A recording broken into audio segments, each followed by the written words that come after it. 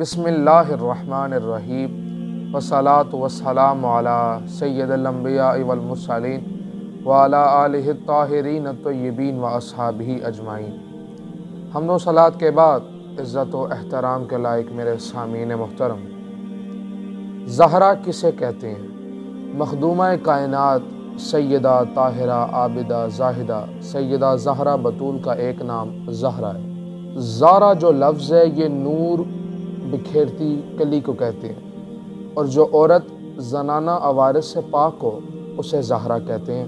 علامہ یوسف بن نبہانی رحمۃ اللہ علیہ آپ اپنی کتاب الشرف المعبد میں رقم تراز ہیں کہ حافظ علامہ جلال الدین سیوطی رحمۃ اللہ علیہ اپنی کتاب خصائص کبریٰ میں لکھتے ہیں کہ حضور نبی کریم رؤوف الرحیم صلی اللہ علیہ وآلہ وسلم کے خصائص میں ایک خصوصیت یہ ہے، ابنتہ فاطمۃ انہا کانت لا تحید وکانت اذا ولدت طہرت من نفاسہا بعد ساعۃ حتی لا تفوتہا صلاۃ وکذالک سمیت الزہرا۔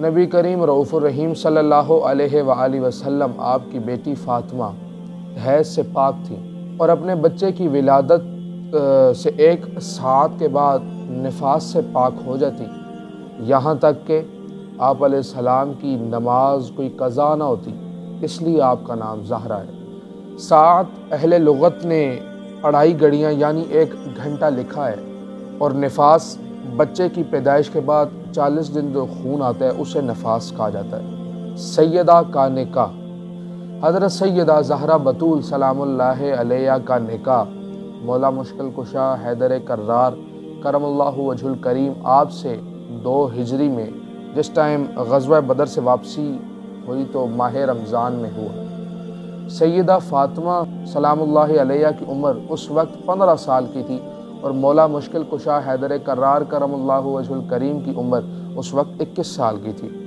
اور آپ کی جو رخصتی تھی وہ ذوالحجہ میں ہوئی۔ مولا مشکل کشا حیدر کرار کرم اللہ وجہ الکریم نے سیدہ فاطمہ کی زندگی میں کسی دوسری عورت سے نکاح نہیں کیا۔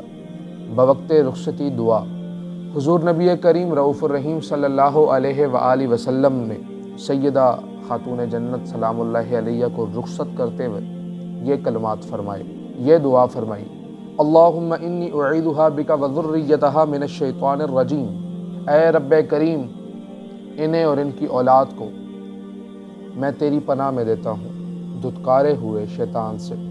اور بالکل ایسی دعا مولا مشکل کشا حیدر کرار کرم اللہ وجہ الکریم کے لیے فرمائی، اور پھر ان دونوں کے لیے یوں دعا فرمائی، جمع اللہ شملکما، اللہ رب العزت تمہارے متفرق امور کو جمع فرمائے۔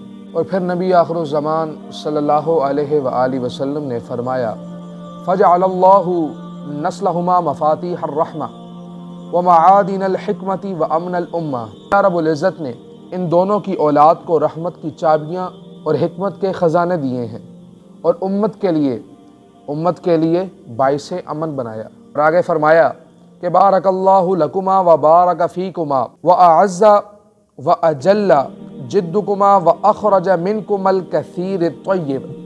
اللہ رب العزت تم دونوں میں برکت فرمائے، اور تم میں برکت فرمائے، اور تمہاری جو کوشش ہے اس کو عزت بخشے، اور تم دونوں کو نہایت ہی پاکیزہ ترین اولاد عطا فرمائے۔